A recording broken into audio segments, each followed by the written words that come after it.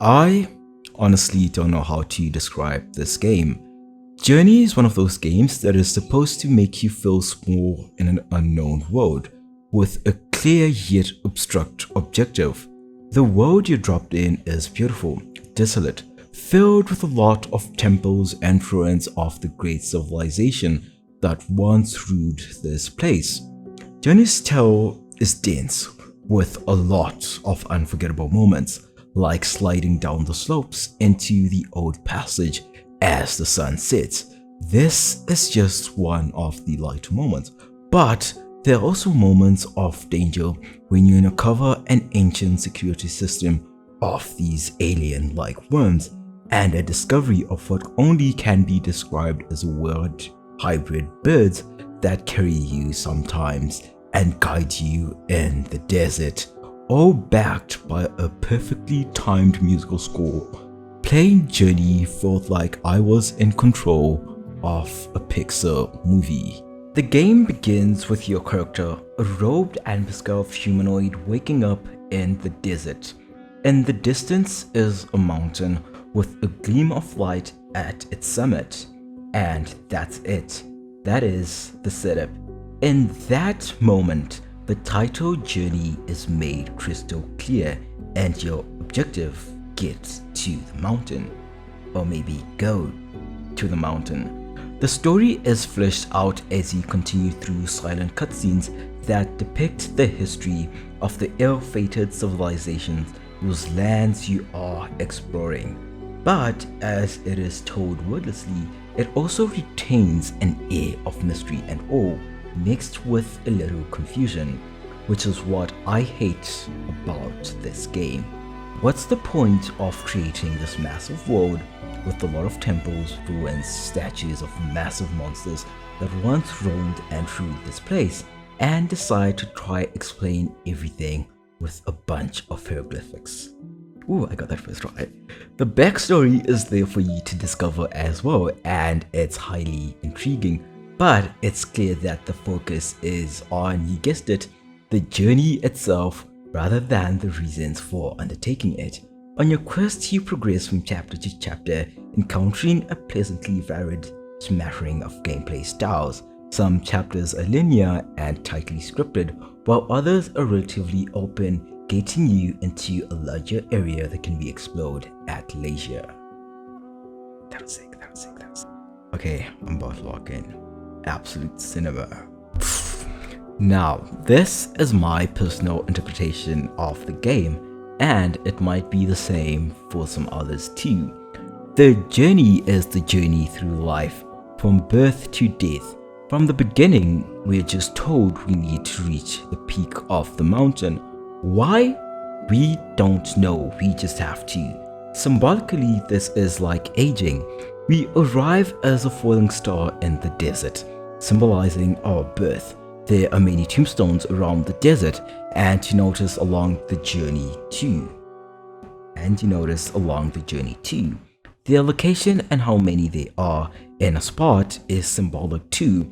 You tend to see a lot more in the beginning and also at the end of the dangerous places, like the location being guarded by the Guardians. The journey brings us through our infanthood, childhood, where things are pretty easygoing and leisurely. The dark period in our lives when we fall into the pit. The Guardians represents our demons, problems, issues we face in life, and we finally escape them. We enter this area full of golden light, and this symbolizes our golden years. We can fly easily, it's beautiful and bright, and then we reach the mountain. You also have companions in the game, and them being with you by your side recharges your scarf, symbolizing that life is easier with friends, family, loved ones by your side. This is especially important on the snowy mountain as it gets harder to fly and walk, symbolizing our old age and decline of health. But the important thing is it's so much more easier with someone by you. I'm not going to get deep into the multiplayer side of the game because I didn't get to experience that a lot, so single player. You persevere regardless. You persevere regardless of the mountain. Wait, you persevere regardless. What the hell do I want to say here? Let's do this. Don't open SoundCloud. You persevere regardless up the mountain, only knowing you have to get up there for some reason. You head towards the peak and it just gets harder and harder to walk through the snow. This is death. You fall down and just die. Maybe you asleep or get frozen. And then suddenly you revive, and this symbolizes heaven, enlightenment, and you will full of energy and flight. The mountain is no longer cold and scary, but beautiful and sunny. This part, I believe, we are truly dead and in heaven. Then we walk through the peaks and the game ends. And in the cutscene, we see our soul floating back across the maps we traveled to the desert. And this symbolizes our reincarnation, or maybe rebirth, and we begin the journey again. I feel like if you really want to enjoy Journey, you just have to drop the story and just enjoy the journey for what it is, trying to make it to those stupid mountain peaks. But I wish like they had a proper script with words, not just dumb hieroglyphs, because what the hell is that? I do not have time to decode what a stupid tablet means. I mean, I will show you like the hieroglyphs because I pretty much have a bunch of screenshots of them, but they are interesting to look at, but it's hard trying to figure out what story they're trying to tell, because Jesus Christ, who writes a book and just throws in a bunch of pictures and say, you make the words by yourself?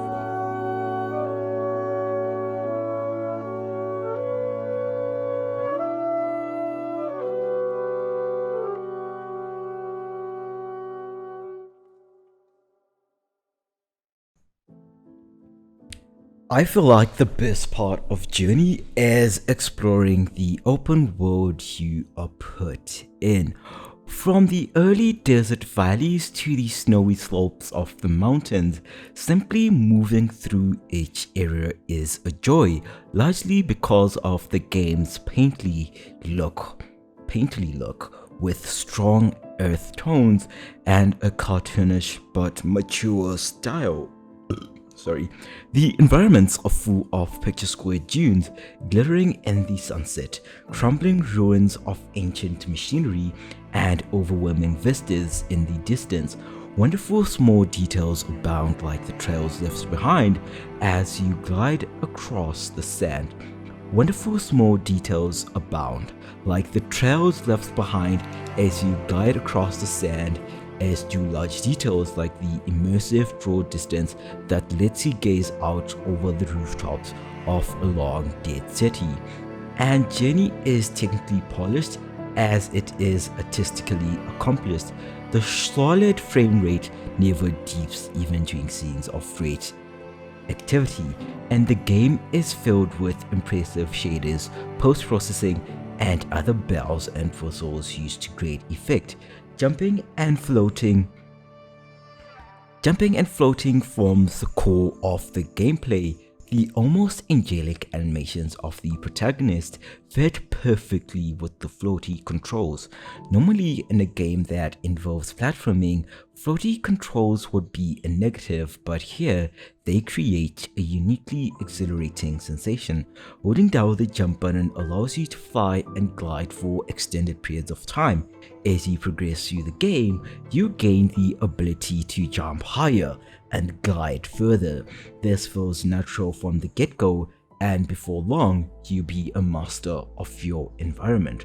Soaring from ledge to ledge like a leaf caught in a breeze, the movement is so forgiving that the platforming is never frustrating, and unlike many platformers, there is no penalty for falling, no infinite abysses, no spike traps, no death at all. This goes for the entire game. It is possible to get hurt during some segments, but never to die. It's sort of a soothing and freeing experience. Even better than the visuals is the sound design. The soundtrack is absolutely phenomenal, resembling more the movements of a symphony rather than a collection of distinct tracks, moving smoothly from soaring violins to feisty piccatos to dissonant cellos. The string-heavy score brings emotional heft to every chapter. It's a credit to Winfrey's work that the music seems to constantly mold itself to your experience, when in fact, the score is non-interactive, outside of reaching certain checkpoints, which will trigger a change of cues. The soundtrack works just as well outside of the game. Music is used to enhance the emotions you're supposed to feel in each of the scenes you are dropped in, and a change in atmosphere or a sudden change of situation would also be accompanied.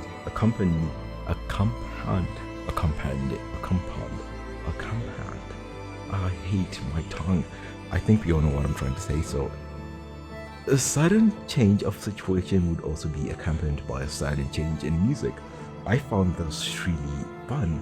The first time you drop down the pit guided by those alien guardians, the music is more intense in this area, and you feel a change in atmosphere from calm to there's something very dangerous lurking around here.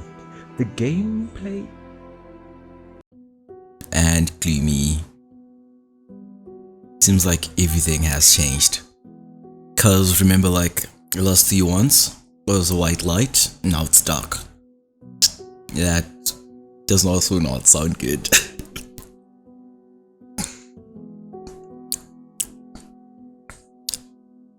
Or maybe it's because it's now nighttime. But even the tone of music, like the music has changed as well. Okay. I have cookie crumbs in my thumbs. Okay, here we go. Go around.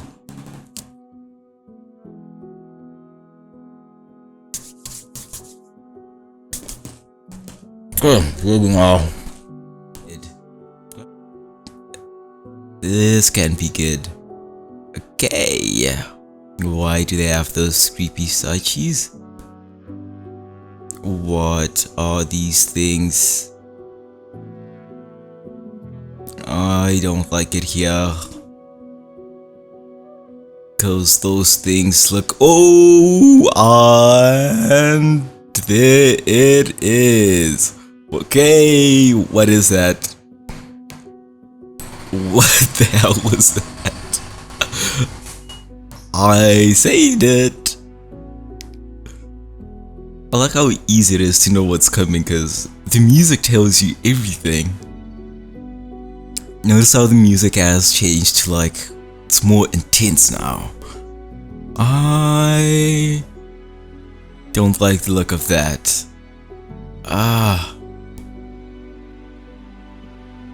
Where did it go? That's the problem, like, just woke up and left.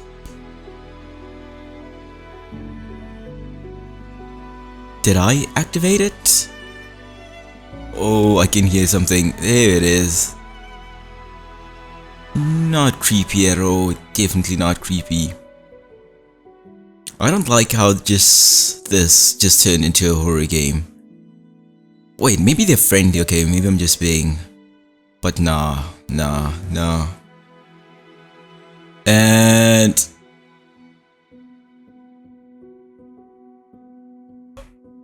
And there it is. I said it.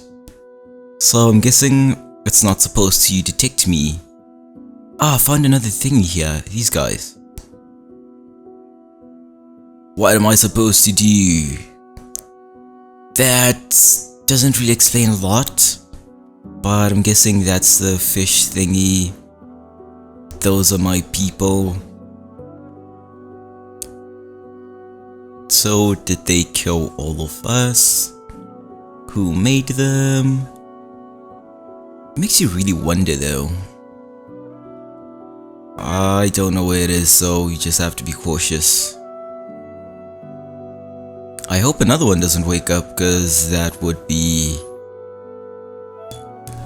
bad. Okay. Ooh, there it comes, there it is.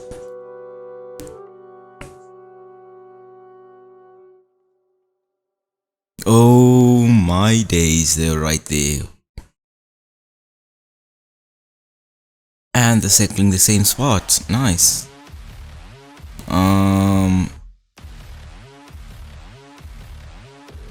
This seems very fair. And there's no option.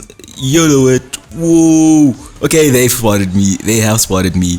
Okay, okay, okay. That's not good. That's not good. That is not good. That is not good. That is not good.